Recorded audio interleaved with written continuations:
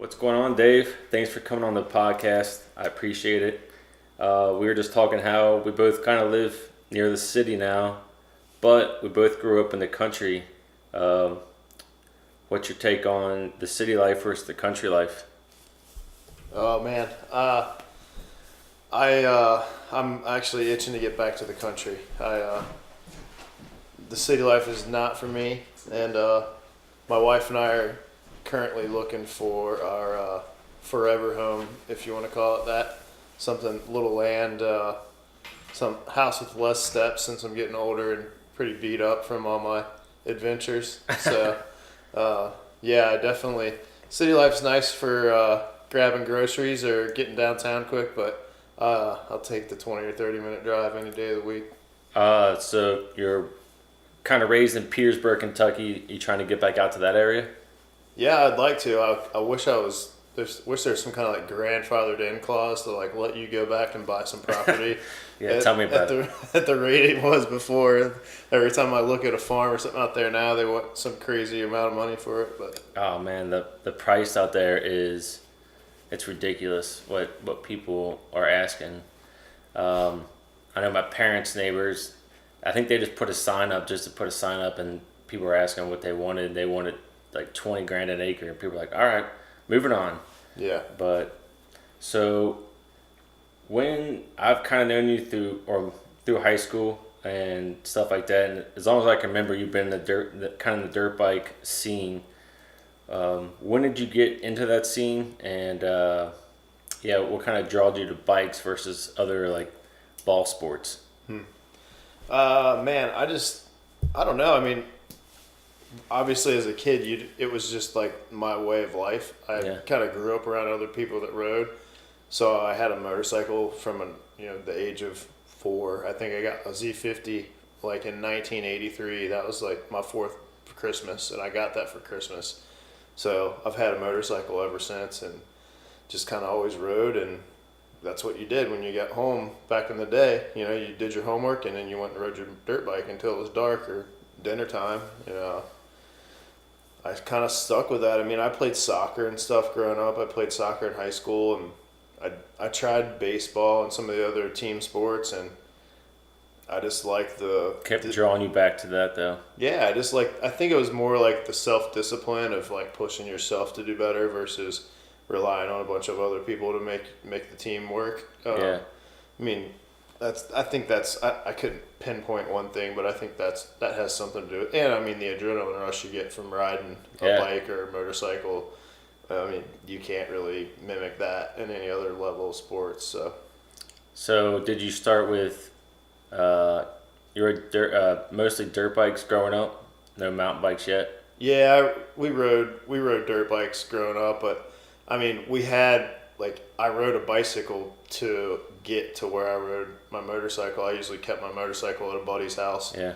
So, we did the same thing any other kids would do, digging jumps and trying to, we had BMX bikes. So if we weren't riding our motorcycles, we were doing something stupid on our bicycles. So, Yeah, I remember I was just telling Steve Abney on the last podcast, man, when I was younger, you could just ride your bikes down the 2-lane road. You don't see kids these days do any of that. no,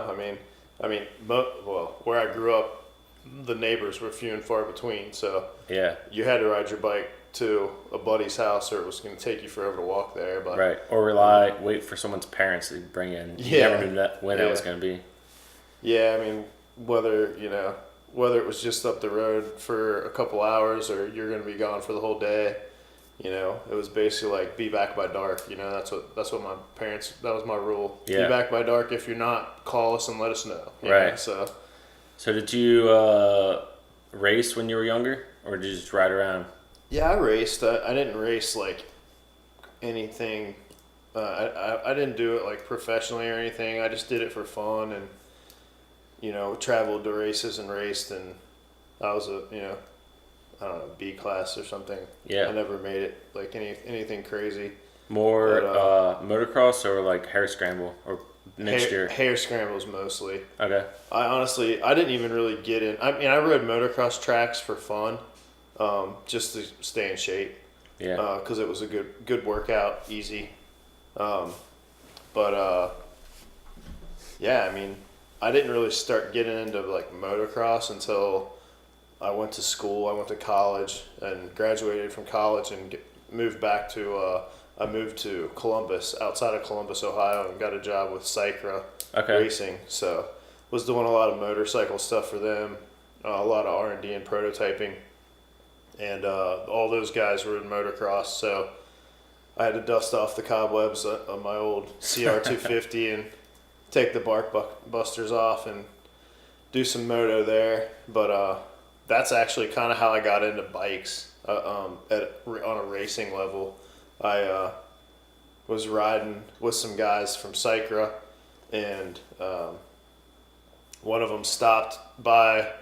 One of his buddies had called and said that they were going to start building some bike trails at this park, and I guess the park had been shut down recently due to some just sketchy activity, so they just shut the park down, and they kind of petitioned the city and let them build some downhill trails in there. And we stopped by on the way home from the motocross track and just kind of checking it out, seeing what this dude was doing. And he mentioned something about building trails, and I kind of threw out there like, hey, I know how to run equipment, if you ever need someone to help. And like the next week he called me and was like, hey, I got some machines. If you want to help build these trails, we're going to come out and build this weekend. And got a bunch of guys coming out. And yeah, it's kind of, built a couple trails and then borrowed a downhill bike, and it just felt cool. And like, these dudes have been riding downhill for years, and I grabbed a bike that wasn't mine, threw on my motocross helmet and some gear, and was kind of like just hanging with them like right out of the gate. And they're like, you should try to race, like you should go and do some races with it at Snowshoe. And then that was back when Windrock was just nothing but rocks. There wasn't any groom trails there. What year about is this? Oh man, I mean, 2007. Okay. Maybe. Not too far along ago. No, it wasn't. Yeah, 2006, 2007, something like that.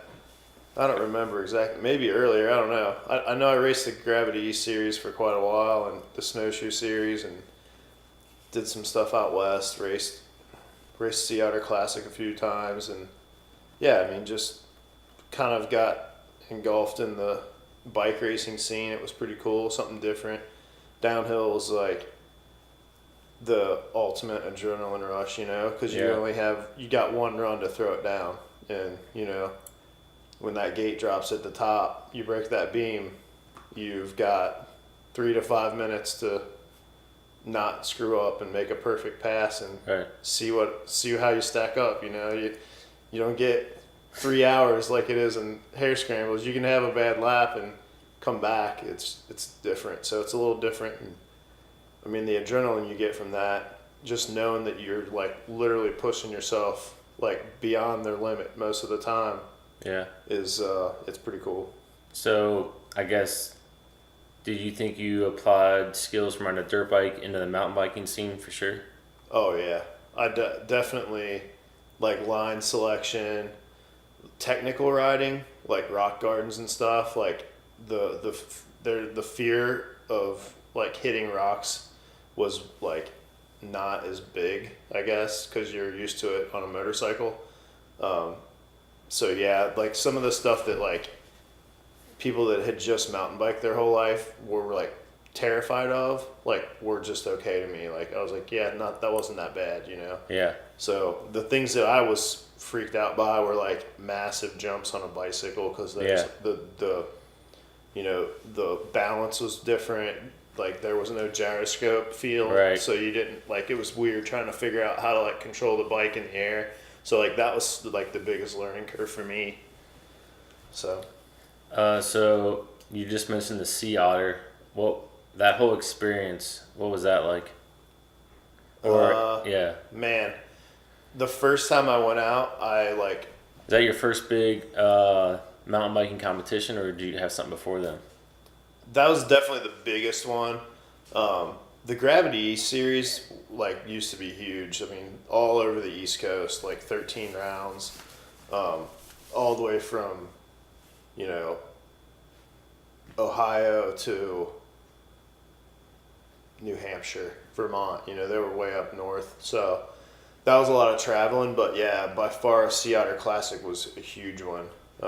That one and Bootleg Canyon out in Vegas was another big one. But Sea Otter was I just underestimated the sheer volume and size of it. Really? I mean, it's at Laguna Seca Raceway. Yeah. And I did not realize how big of a park that was.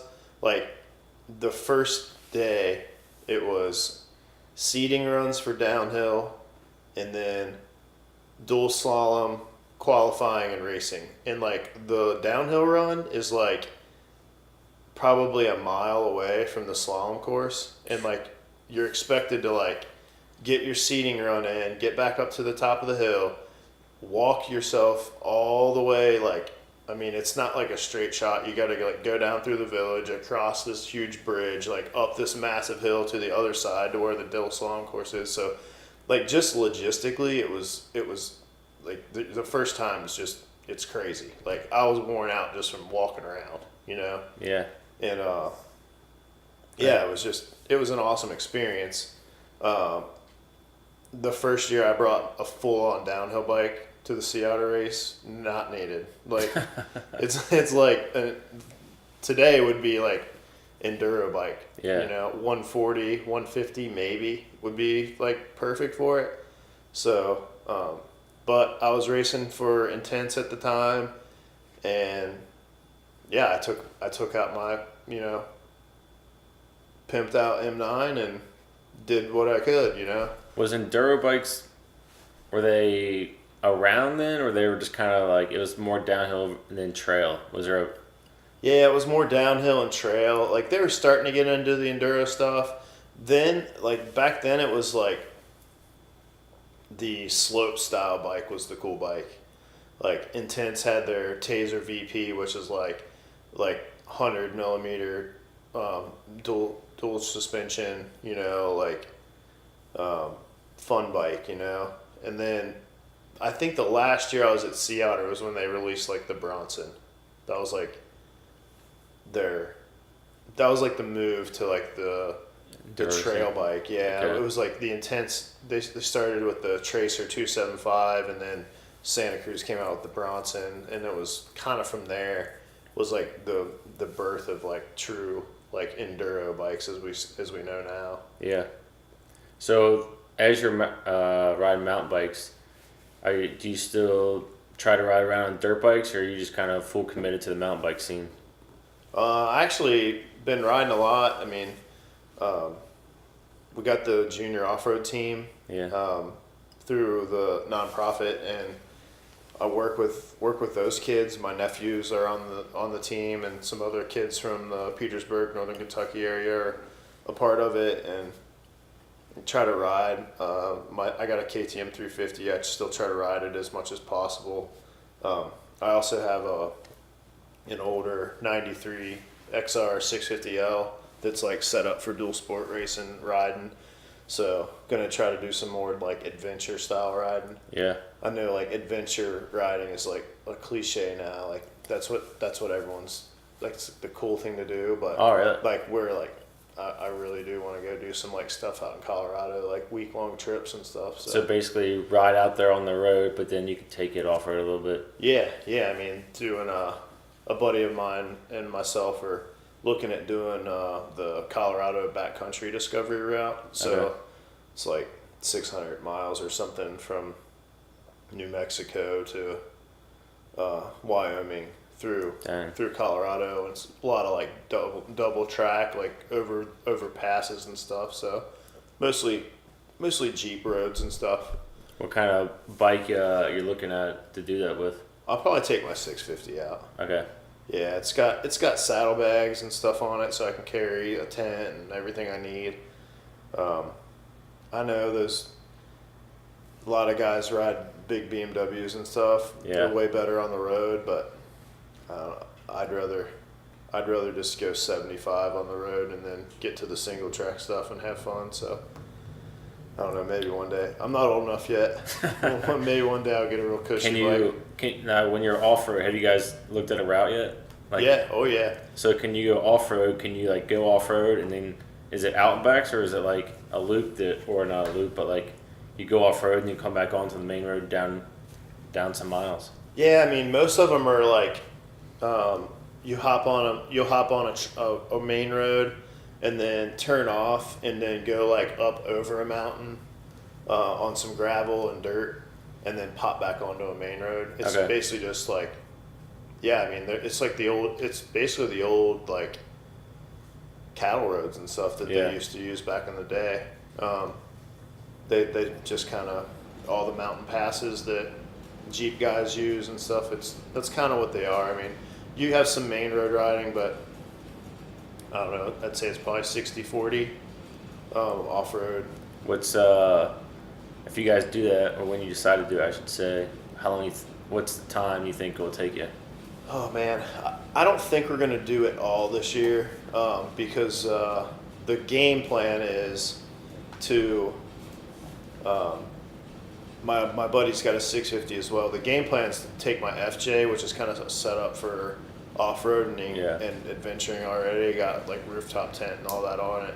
Like, take a trailer and haul our bikes out there, and then maybe drop the trailer at my buddy's house near Uray, and then have the wives fly out, and they can drive the FJ, and my buddy and I will go ahead on the motorcycles, and then they'll meet up with us each night and camp. So it won't be like a full-on like dude trip, you know. Yeah. It's hard once you get married. It's hard to take like a week and a half off to go ride a dirt bike. So you can include your wife and make it more fun for everybody. It's a win-win. So All right, I'll keep that noted. So where if you could pick one of each, favorite place to ride mountain bikes, favorite place to ride dirt bikes, doesn't have to be a competition. Could just be like trail riding, but if you were to pick one or two, or pick some places. man, I'd say it's hard to beat Snowshoe. That place is pretty magical. They got a UCI this year, you know that, right? Yeah, yeah. It's gonna be awesome. Yeah. But I know like up northeast is pretty cool too, man. Like Vermont, Sugarbush, that resort. Dirt's awesome.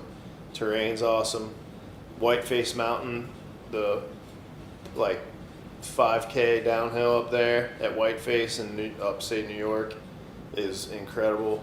You know, so there's some pretty cool places. I mean, obviously you go out to Sea Otter and you get the chance to go ride the UCSC trails and all the cool like Santa Cruz area trails there. They all have something special, but I think if I had to pick one place just to go ride for a weekend, I'd probably pick Snowshoe. Yeah. It's pretty. There's something for everybody, and it's just fun. That's one of those places you can just go and just ride and just turn your brain off and just have fun, you know. And for motorcycles, I don't know, dude. Like, the Croom's pretty sweet down in Florida. That place will beat you up, but Okay. I mean, it's one of those, you know, 4-minute. There's big laps. You can do 4-minute laps. You can do 20-minute laps. You can just find sections that are just half miles of nothing but sand whoops to just ride back and forth on. Damn. So I mean, there's a little bit of everything. That place is pretty cool too. But Or is that down in Florida? yeah, that's down in Florida. There's a lot of guys training right now for the GNCC, and they're all riding at the Croom. I guarantee you. Yeah. It's what you do before the GNCC comes around. So you're part of a company nonprofit called Riding Forward. Can you explain how that got started and what you guys do? Yeah. So I founded Riding Forward in 2014. So we're 5 years old. Where'd you come up with the idea? Started it with the push of some friends, really. I was helping another nonprofit based out of Northern Ohio, and they were kind of like it was a nonprofit called The Right Direction, and they were all like really into action sports like skating, BMX, wakeboard, motocross. They wanted me to help them with their mountain biking program, and I did that for a year, 2 years maybe, and just wanted to bring something closer to home. Bowling Green, Ohio is pretty far from here, so I just wanted to fill a void here, and Cincinnati is, it's where I've called home since I was born, or greater Cincinnati. So I just saw a lot of benefit that we could have out of trying to create an organization that tried to get more people out on bikes or on wheels, not just bikes, anything wheeled sports related.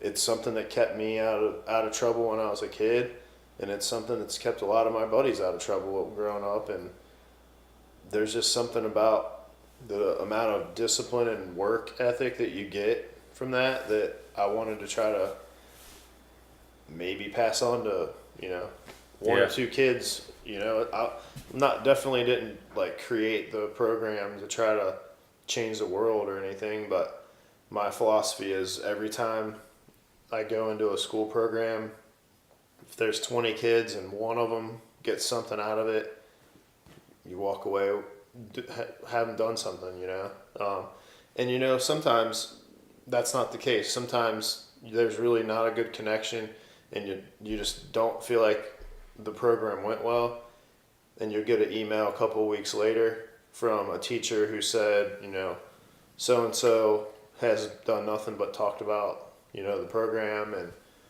they've changed this or that, and they're doing better in school. So like sometimes it just takes a while to take effect, but I think it's something that in this day and age, like there's so much trying to control kids, whether it's video games or social media, whatever it is, like your bicycle or your motorcycle is never gonna bully you or tell you what to do. It's always gonna be there. It's not always gonna be nice to you. No.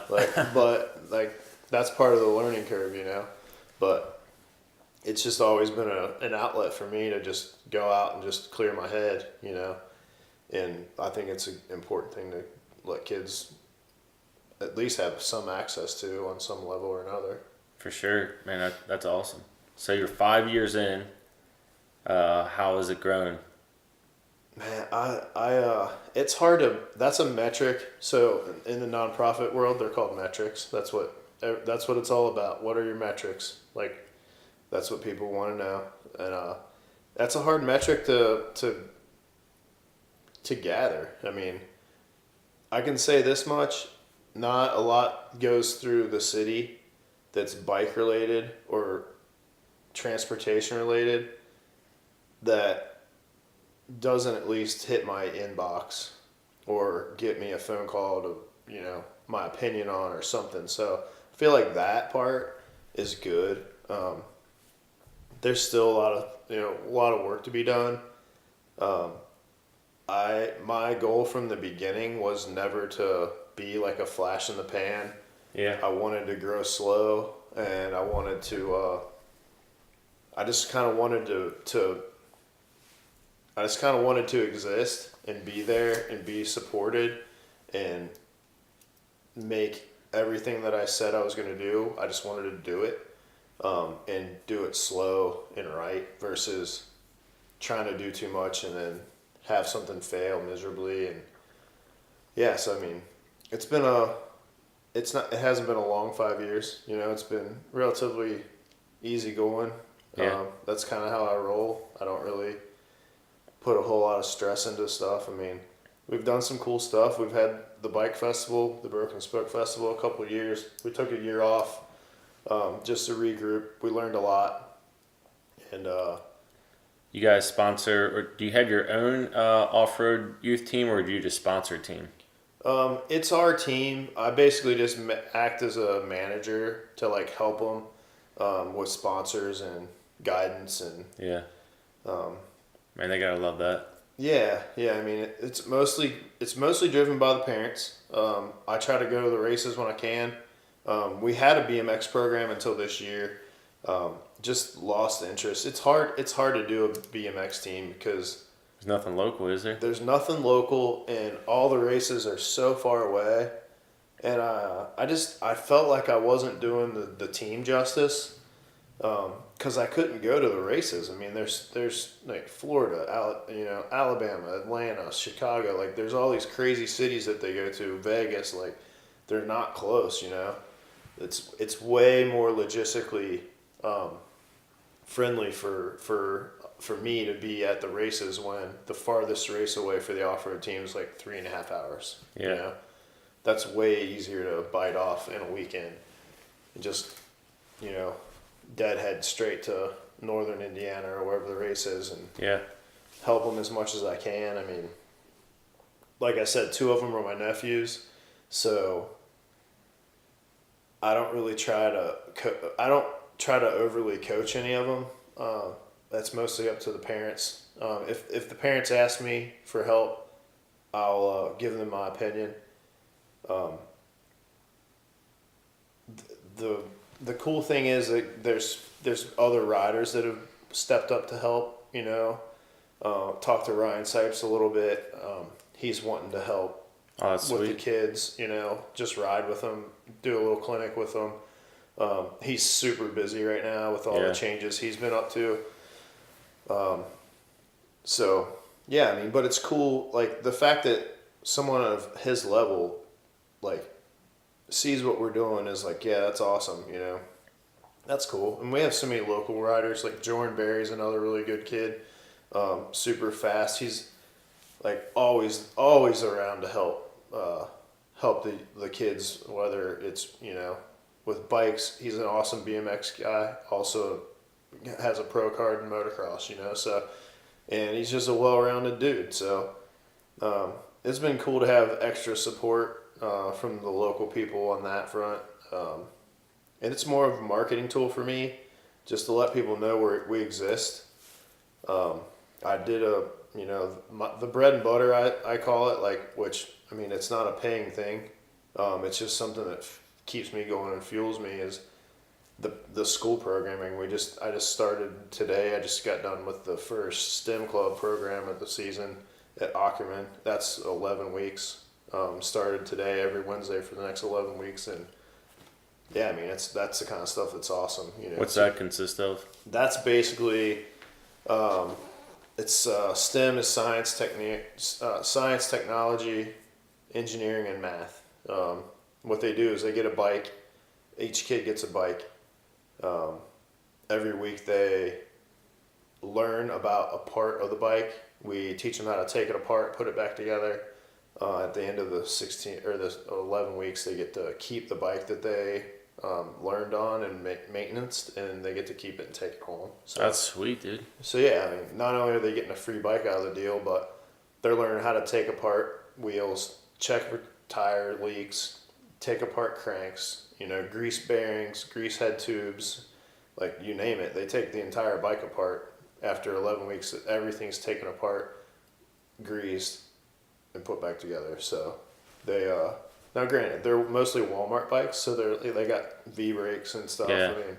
I mean, they get to learn how to adjust derailleurs and limiter screws and stuff. So it's helpful, and I mean, just them seeing like what turning that screw does, like it clicks in their head, and then it's kind of there. So it's pretty cool to see that kind of stuff. Yeah, especially if they get the bike at the end and while they're riding it, something happens. Hopefully they'll kind of look back and figure out how to figure that out. Yeah. That's cool, man. So you also do some trail building. I know you've been down in Knoxville. Is that not Knoxville? Nashville. You're outside Nashville working. How's that going with that down there? We actually just had to pull off that job because of all this rain. We had like over the last month, we had like 3 days that we were able to work because of all the rain, and it's just I was building for another guy by the name of Barry Smith down there. He has a company called Barry Smith Trails. He's been doing it for 12 or 15 years. So I was kind of pumped that he reached out to me to Yeah. help him build. He's been in the game a long time, so it meant a lot to me that he would even ask me to come build for him. So he's got some other projects that he's working on in Knoxville or Chattanooga that are getting ready to start. I'm getting ready to go up to Chestnut Ridge in Columbus and fix some stuff up and dial some stuff in for the year for them. Pump track stuff's going pretty good. Nashville's, I think they're talking about maybe getting one down there. Sounds like the funding's there, and there's some initial conversations that have been had. So, yeah, I mean, trail building is one of those things that you can be as busy as you want or as slow as you want. Depends on how much you want to do. There's a lot of work out there. There's a lot of guys doing really great work right now. It's a good time to be building trail if you want to do it. So you built you were part of, maybe you built, I don't know, the Lebanon Bike Park in Lebanon, Ohio. How'd that go? That was a cool project. Built that thing from start to finish. First paved pump track in the region, Yeah. So it was cool. It was pretty well received. The dirt jumps, they need some love. That's the Cincinnati dirt, though. Yeah, Cincinnati dirt. You gotta be willing to put in the work to ride them. Yeah. So I think they're gonna get some love this year. I'd like to give them some love this year and get them dialed and see people ride them and enjoy them because the layout's pretty close. We just didn't get the right weather last year. Once they were done, even the grand opening, they were too wet to ride. We had propane blowtorches out there drying them just so people could ride them, and they only got a couple hours of riding in before dark. So, and that was the name of the game almost all season. Lots of rain, sporadic rain that was like downpour, and then you couldn't ride for 2 or 3 days, and then it would dry up for a day, and then it would rain again. So it was just worst case scenario for a fresh set of jumps that you're trying to like pack in and get a hard pack in so that you don't have to maintenance them all the time. So, but the trails are good. Not a lot of mileage out there, but they're fun. They're fun, flowy trails. The city wanted a flow trail, and some cross country style, just a short loop. That's all the room they had. So we did what we could with the corridor that was cut, and yeah, everyone seems to be pumped on them. They get a lot of wear. Like last year, I hiked them quite a bit, and they were pretty beat in. So they've been getting lots of laps. So you got there. You built a bike park at Idlewild. What's the hardest part of something like that, just to get it going off the ground? The behind the scenes stuff is what is most time consuming. And honestly, I enjoy that part of it. We had conversations for a year before any dirt ever moved at Idlewild. Okay. And that one was mostly because it was the first of its kind, and I went to the city with an idea instead of the city saying, we want this. So it was a little slower process, but it was the right process. Now, honestly, I've had numerous instances within the last year where I've just kind of been more of like a consultant to cities about people that might want a pump track or a bike park, just answering their questions about, really answering their questions, not like being a salesman and being like, you need this, you need that. Like if they want dirt, if you want a dirt pump track, this is what's going to happen. Like, I've seen it a million times. You're going to build it out of dirt, and it's going to get ridden for the first month and a half, and then it's going to grow a bunch of weeds, and then no one's going to take care of it, and it's going to just sit there. Yeah. It's much better just to invest up front and do a really, really good design and asphalt it. and be done with it. You know, if you Yeah. want people to use it and be allowed to use it and able to use it for a year, you know, almost year round in this city, asphalt's where it's at. We're gonna asphalt the ones at EI this year. Oh, really? Yeah, yeah, we're gonna at least the big ones getting paved, and we're gonna redo a bunch of stuff out there. Actually, we're gonna give that place a facelift as soon as the weather opens up for us. That's So, nice, man. Yeah. It's due. I mean, it's almost 4 years old. Yeah. We built that in 2015. So I'd like to see you guys take over that whole ball field. yeah, maybe. That'd be pretty sweet. Who needs baseball fields anyways? You know? I mean, they got like 7 or 8 of them. I mean, they can lose one. Yeah. So as you were talking, I was thinking, I was like, have you ever had a 9 to 5 job? Oh yeah. Yeah, I was an engineer for 8 years. Oh, okay. Yeah, like out of college, I worked for Sycra. I did R&D for them. So what I did for them was like all the one-off, like back in the day, this was like Mike Larocco, like Kevin Windham. Yeah. All their like oversized brake rotor guards, like anything like one-off I made for the factory teams. I also did a lot of like the development work for like Honda of Marysville. So like their ATVs division, I did a lot of the product development.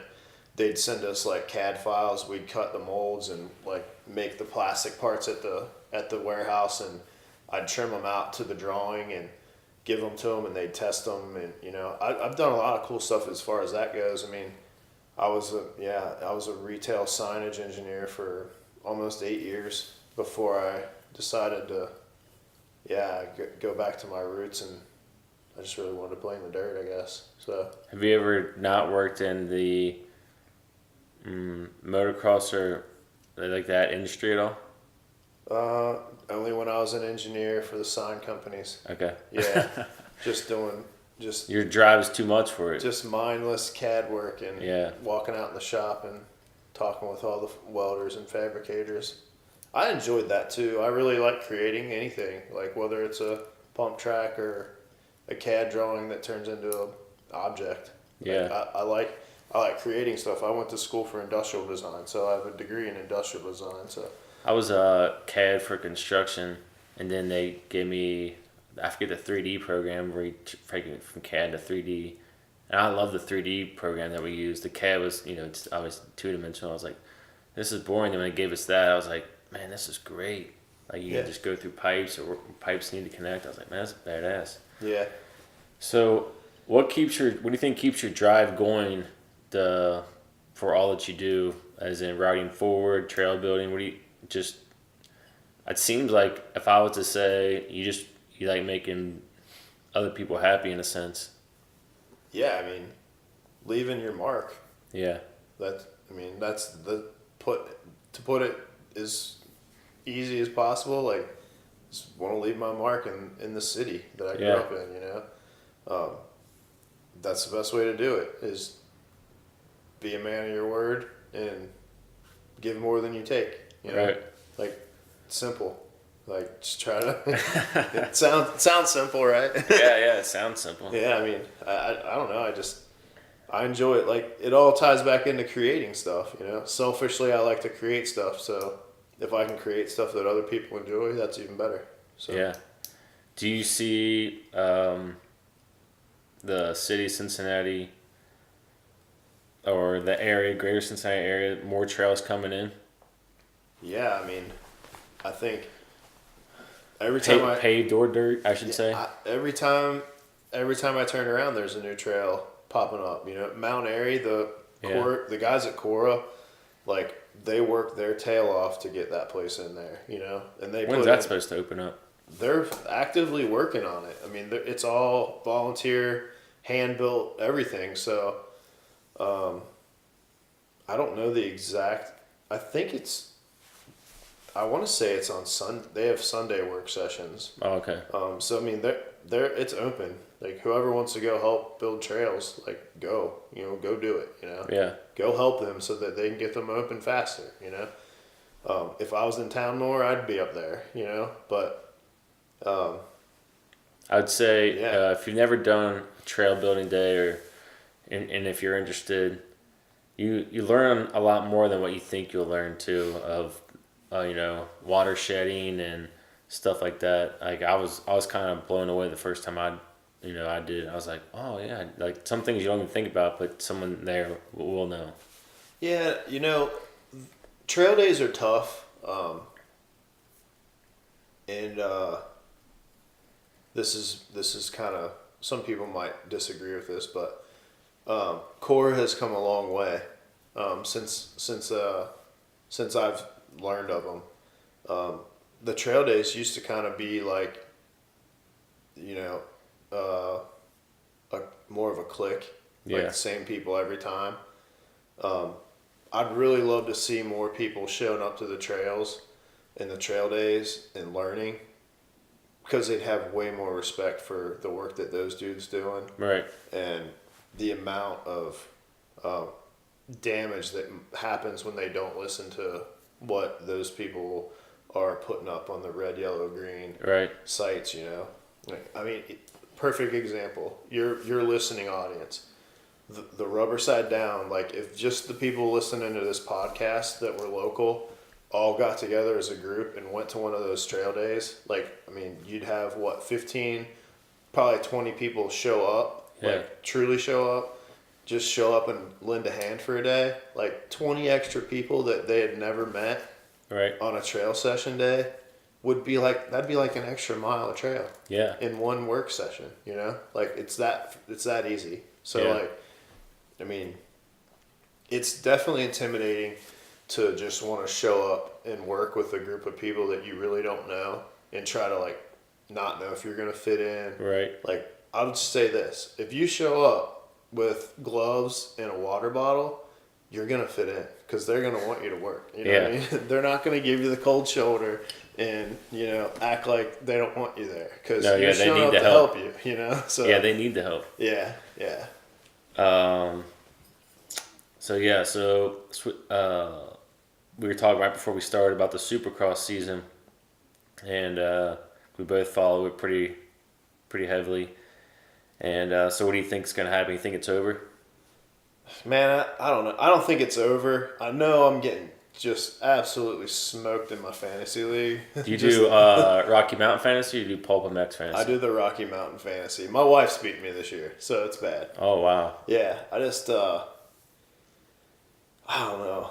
I guess I put too many eggs in the Eli Tomac who basket. doesn't though? I know, like, I mean, you think you can't rule him out. You can't. You just can't rule him out. And plus, You know? this week's Daytona, Yeah. and I just saw that he was going back, I don't know, 4 or 5 years. He was fourth, second, first, second.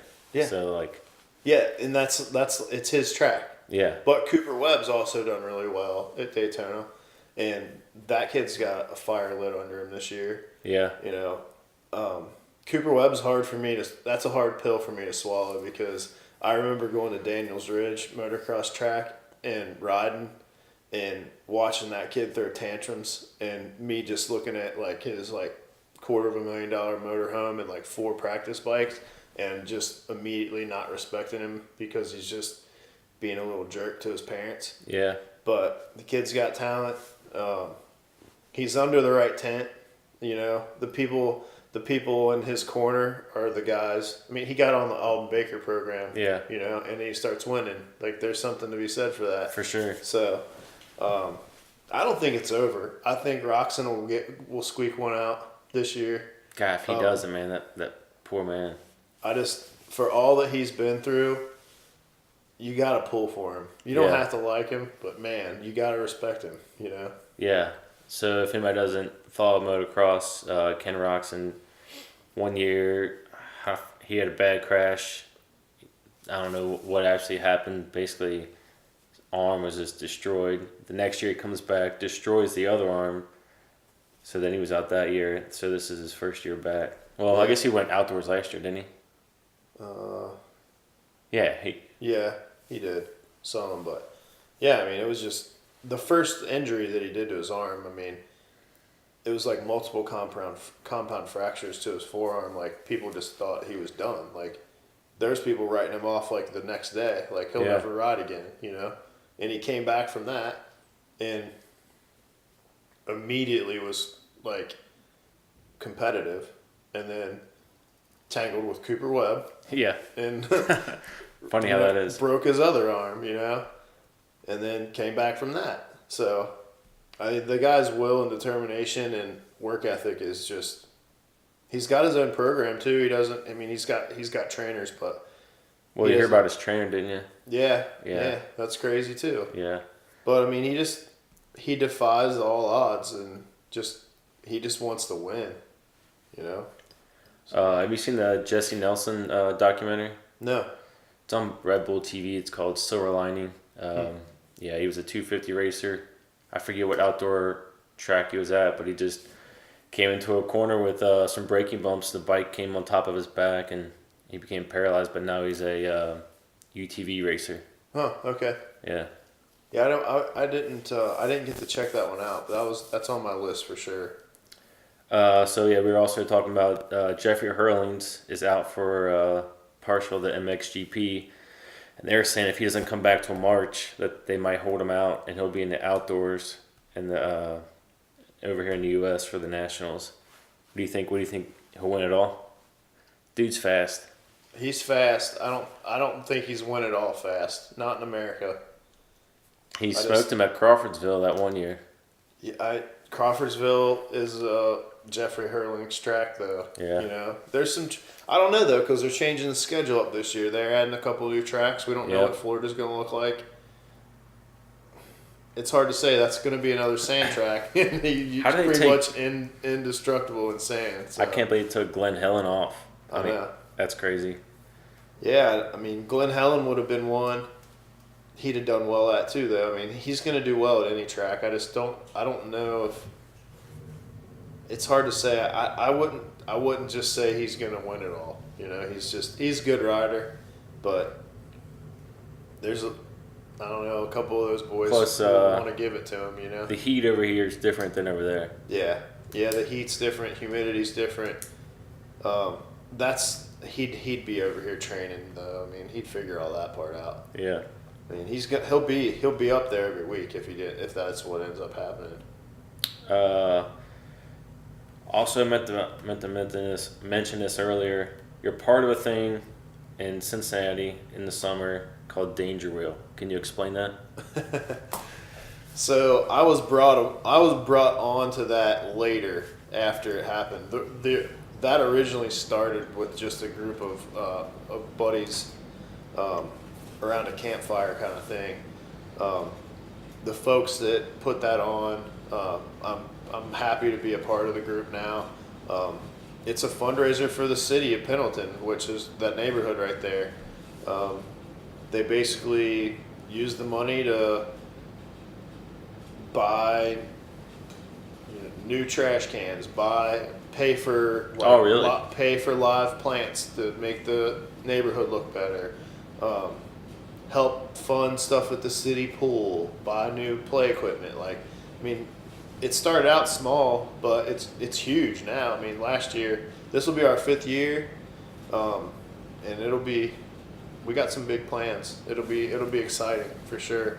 Do you guys have you guys get together and plan it out? Yeah. It's actually, we actually probably start getting that stuff going a little harder. Typically around March, we'll start getting the group text. We'll start getting fired up again, and everyone will start working out their ideas for the year. And what they brought me on as the course designer. That was my main focus, was making sure the ramps were built, like the trajectories were correct. So why'd you pick that hill? Just because it was in Pendleton? Yeah, it's the main drag in Pendleton. Goes right past all the main eateries and stuff. Yeah. Man, that place is growing over there. Logistically, yeah. And that's kind of a sentiment of the event from what it started. When it started, Nation was the only thing over there. So now, Nation, Boomtown, the coffee place, 3 Points Brewery. 3 Points, Chicks. Yeah. What is the Lucius Q. Lucius Q's right there. There's a ice cream place across from 3 Points. Yeah. I mean, there's all kinds of stuff like right there in that one block area. Yeah. I think they're getting ready to build. Look like they're getting ready to maybe build a apartment complex or something down that way. So, yeah, it's growing. It's cool to see those little neighborhood activities getting bigger. Lots of support. I mean, it's a fun event too. So, Danger Wheel, for those who don't know, you guys call them big wheels? Yeah, So it's a big wheel. adult big wheel racing. Yeah, adult big wheel racing. You have a pusher on each side of you, and then you go down, you race somebody else at the exact same time. And then as you go further into the bracket, the downhill gets harder. There'll be like jumps and stuff like that. So it's pretty intense, fun to watch. And also people watching, they can take hot air. They can take water balloons and throw them at you as you're going down the hill. It's pretty cool. This year will be July 27th. Okay. So yeah, definitely check it out. I mean, you left out a key feature. They're drift trikes, so they got PVC rear wheels. So yeah. they're not stable at all No. on the asphalt, and they don't have brakes. We took the brakes off, so yeah. I mean, everything's spaced though. Like the jumps are spaced to where if you hit it right, you'll clear it. If anything goes wrong, you're not going to clear it. So The funniest part is if you go to like the losers bracket, you're blindfolded. oh yeah. And going down. No Yeah, joke. You were blindfolded. we like triple coat those things with black paint too. You literally can't see out of them. Right. Anybody that's listening that thinks that's fake, that's not fake. I remember I saw some guy last year. He wrecked and he just couldn't find it. And they were like, over here.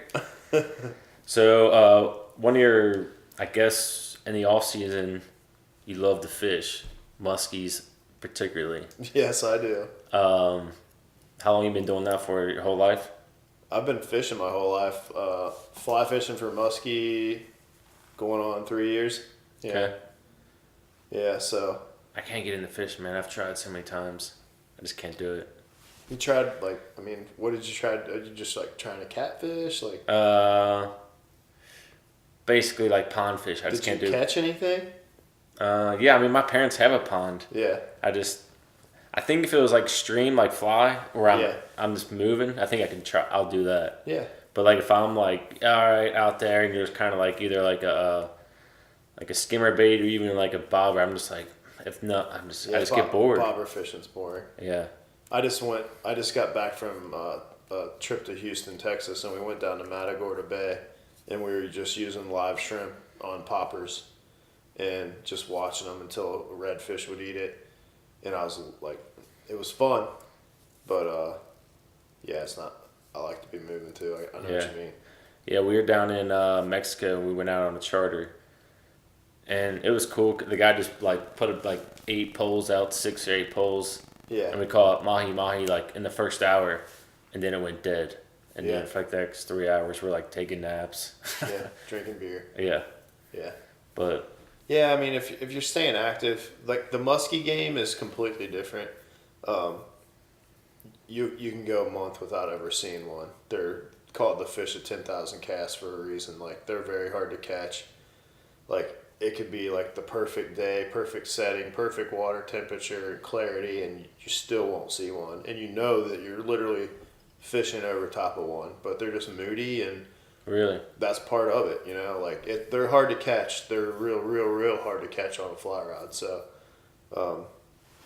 that's part of it for me. It's just you could go out for a month and not see one, and then catch 3 in a day, and then you're energized for another year of going out and beating your brains against the is that like wall. when you eat it? Are you breading it? Is that more bread fish? We don't eat them. Muskies, you put them back. Oh, okay. It's more, Catch and release. all right. I see. That's what I know. I don't know. I don't even deal with it. Muskies, they don't spawn naturally in Kentucky, so they're all stocked. So they don't naturally reproduce in our waters anymore because of dams and things like that. They're native fish, but like Cave Run Lake, the Licking River, they used to spawn in the Licking River. Once they dammed it and turned it into a reservoir, it kind of took away their spawning locations, so they don't really spawn much anymore. Like 2% or something. It's real low. Okay. So yeah, catch and release. All right. Have you been down to Land Between the Lakes and seen the Asian carp? No. So if you go down and I don't know, whenever you get a chance to go down there and you're in a motorboat, just do like a figure eight, and those things will be everywhere. They'll Really? they'll hit you. I've seen videos. I've Yeah. never experienced it. It is wild. Huh.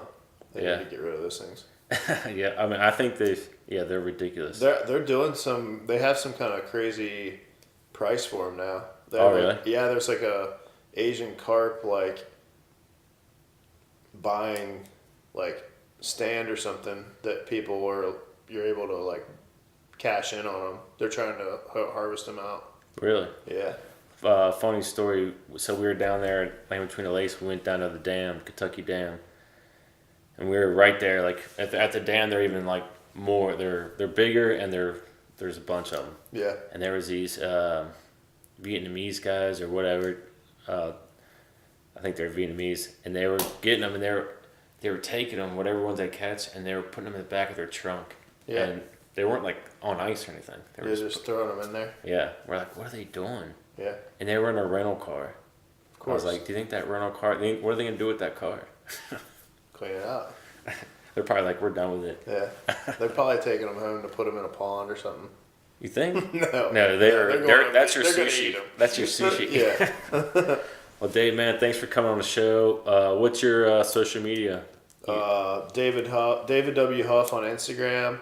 Also, the Wolf Rod Co. That's my new fly rod company. Okay. And then obviously Riding Forward. Is that ridingforward.com? Do you guys have that site? Ridingforward.org Okay. is the website. Actually, I'm trying. Been having some server issues with it lately. It's locked me out. It won't let me into the dashboard. So Okay. GoDaddy's trying to help me, but that's But their Instagrams are just at riding forward. Yep. Okay. And then Danger Wheel. What about them? Straight up Danger Wheel at Danger Wheel on Instagram. Okay. And on Facebook. You start watching. We'll start posting some stuff about that. It's going to be a good one. The 5th anniversary, we're going to do some cool stuff. So Cool, man. I'm excited. And Broken Spoke comes back this year? yeah, we're trying to get it going August 17th, I believe. That's a Saturday. We're still trying to decide on a 1-day or 2-day event. Same format. We're going to do some changes, obviously, to tighten it up a little bit, to make it less waiting for the people riding. We've learned enough to now we know exactly what time frames we need. So Okay. we're not gonna make people sit around all day and wait. So yeah, same thing. Still some local live music, some local food. Just trying to make it a real cool community event, man. Yeah, man. I appreciate it. All right, man. Thanks for coming on. And I'm sure I'll see you out one of these events coming up. Oh yeah, absolutely. All Thanks. right, man. I'll see you.